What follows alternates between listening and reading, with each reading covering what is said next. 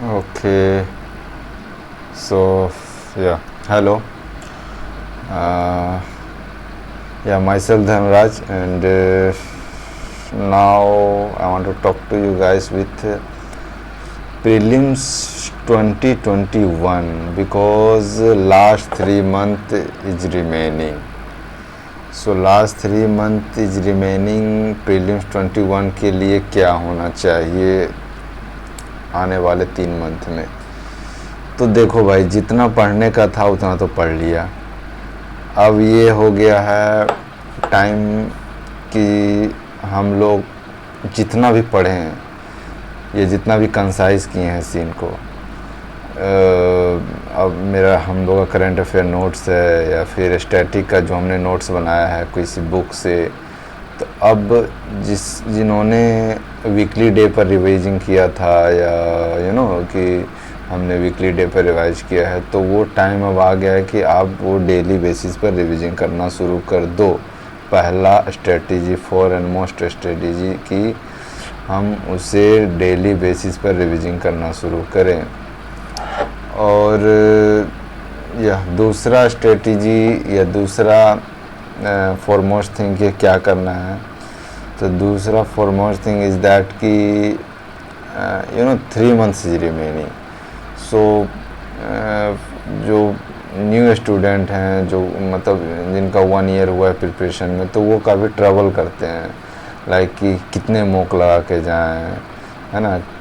अब जो already 2 to 3 year जिनका हो गया प्रिपरेशन, तो वो 30, 35, 40 तक भी लगा के चले जाते हैं, तो कोई दिक्कत नहीं। बट मैं इस 3 महीने की स्ट्रेटजी पर ये बोलना चाह रहा हूँ, if you have 3 months time, then after 1 or 2 days, after 1 days alternate करके आप एक मॉक लगाओ, अपना रिवीजिंग करो, करंट अफेयर का जो कंपाइलेशन जो आपने पूरा होल ईयर पढ़ा है उसको रिवाइज मारो। उसके बाद फिर ये तो हो गया रिवीजिंग का, करंट अफेयर का, और फिर मॉक टेस्ट का। हाँ, मॉक टेस्ट लगाने के बाद फिर क्या करना चाहिए, तो मॉक टेस्ट देखो यार, मॉक टेस्ट लगाओ, उसके बाद 2 घंटा तो लगा लिए, और फिर ज़्यादा टाइम लगाने से ज़्यादा टाइम उसका एनालिसिस में जाता है। तो एनालिसिस इन द सेंस क्या है कि कई लोग एनालिसिस में, मैं भी बहुत कंफ्यूज था, एनालिसिस में क्या करना है कि एनालिसिस में ये करना है कि हमें जो आ रहा है, ठीक ना, तो कोई फैक्ट है, कोई डेटा है या कुछ है, किसी इस बेस्ड पर क्वेश्चन दिया हुआ, तो इस बेस्ड पर क्वेश्चन अगर नहीं आ रहा तो उसको A4 शीट में लिख लो, कंसाइज करके, क्योंकि आप जब एनालाइज करोगे वहाँ तो टिक कर दोगे, फिर आप उस टेस्ट को उठा के फिर आप बार बार देखोगे ना, अच्छा मैंने यहाँ लिखा, बट वो अगर आप एक कंसाइज जगह में लिख के रख लोगे कोई शीट में, तो वो आपके लिए बेटर है। तो ये सबसे बड़ी एक यू कैन से कि स्मार्ट वर्क जो कह सकते हैं हम, उनमें से एक है। दूसरी बात क्या है कि और क्या करें कि 3 महीना में अगर कुछ हम नया पढ़ने जाते हैं, सपोज हमारा हिस्ट्री का कुछ पार्ट ख़त्म हो गया, हमने कोई वीडियो लेक्चर से कवर कर रहा है उसको, बट वो लेक्चर अधूरा रह गया या छूट गया है या पढ़ना बाकी है, तो आप अगर अभी उस लेक्चर के चीज़ में या उस वीडियो के चक्कर में पढ़ोगे तो आपकी बहुत सारे चीज़ मिस हो जाएंगे। ये कहने का मतलब कि इन द सेंस कि if you go for study, जितना देखो, जितना पढ़ने का तो आपने पढ़ लिया। अब सीन क्या है कि आपको 1 से 2 चीज़ करना है। पहला है रिवीजिंग, ये मतलब दिमाग में उतार लो। दूसरा है static revision plus current affair का रिवीजन। ओके,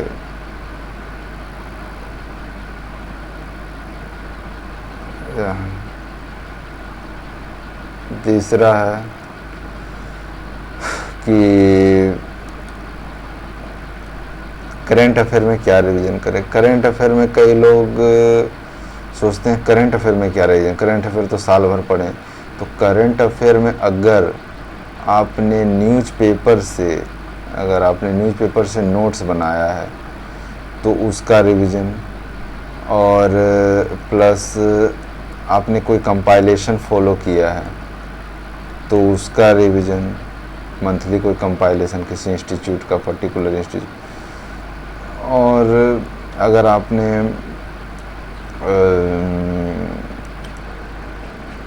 कंपाइलेशन के बाद PT 365 हुआ है ना, तो ये सब चीज़ का रिवीजन, ये तो मैं ओवरऑल आपको बता रहा हूँ करंट अफेयर का रिवीजन।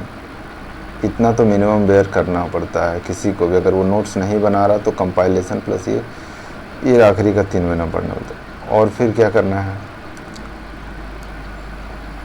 और फिर आपने जो स्टैटिक किसी बुक से बनाया है अगर नोट्स वगैरह, तो उसका रिवीजन। किसी को बुक्स पढ़ना नहीं मतलब अच्छा लगता है, अच्छा इन द सेंस कि they are not considering themselves that if I will revise from book then I am not able to revise, तो उनको ऐसा लगता है तो they don't consider it, they prefer to make notes. Yeah, so right now I am saying that if you are revising from books or from making notes, then you should revise, because 3 months is most precious times. These times a student generally fully busy, you can say, कि मतलब वो मतलब कुछ करने और तो पढ़ाई के सिवा तो और कुछ सोचने का तो चांस ही नहीं बचता है। दूसरी बात है कि देखो मॉक तो करना ही है। कई लोग लगा के जाते हैं 30, कई लोग 40, कई लोग 60, कई लोग 80। तो ये डिपेंड करता है पर्सन टू पर्सन कि आप कितने लगा के जा रहे हो। It is not depending that कि मैं 30 लगा लूँगा तो मेरा सिलेक्शन पक्का है, ऐसा कहीं लिखा नहीं है। सो ये मैं इस पर्टिकुलर इंस्टीट्यूट का लगा ले रहा हूँ तो मेरे सिलेक्शन पक्का है। मॉक टेस्ट आप इसलिए लगाते हो ना कि आपका पहले एनालिटिकल माइंड एक डेवलप्ड हो,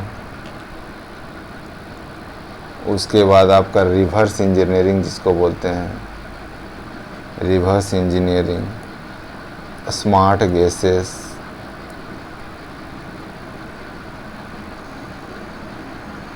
तो ये सब चीज़ आपकी डेवलप्ड होगी उसमें। अब उस कोई पर्टिकुलर मॉक का क्वेश्चन ये है तो आप सोचोगे वही क्वेश्चन UPSC में आ जाएगा, तो ऐसा नहीं होने जा रहा है, क्योंकि ये चीज़ ना कभी हुआ ना कभी होगा। क्योंकि ऐसा बोलते हैं ना सब कि 50% क्वेश्चन, 50% आप इस एग्ज़ाम के क्वेश्चन के बाद 50% जो बचेगा उसमें तो आधा जन को लगेगा कि वो the question is coming from out of universe, मतलब मार्स से आ गया है वो क्वेश्चन, ऐसा लगेगा कि उसके बारे में कोई जानकारी नहीं। तो ओके, तो ये सीन है कि आपको मतलब इतना तो करना ही पड़ेगा आखिरी के 3 महीनों में। There is no chances that if you will leave और यू विल जस्ट स्टडी।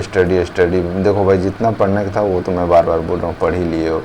अब उसका आउटपुट का टाइम है कि मैंने जितना पढ़ा, मैंने जितना इनपुट डाला, क्या उसके आउटपुट आ रहे हैं या आउटपुट मिल रहे हैं, वो कैसे पता चलेगा? वो चलेगा मॉक से पता। और मॉक आपको किसी भी इंस्टीट्यूट का उठा लो, रेपुटेड इंस्टीट्यूट का उठा लो और मॉक लगाओ, और फिर देखो कि आपके नंबर्स कितने आ रहे हैं। अगर कम आ रहे हैं तो डिमोटिवेट होने का दरकार नहीं। इवन 30 भी आ रहे हैं फर्स्ट मॉक में तो कोई बात नहीं है, वो इम्प्रूवमेंट धीरे धीरे होगा, क्योंकि हर चीज़ हर एक को हर चीज़ नहीं पता हो सकती। ये तो बात I can agree with that. तो ये सीन हो जाती है। और अगर आपको कोई और डाउट है तो you can Yeah, you can comment me. I will definitely help you. So thanks for the day. Bye bye.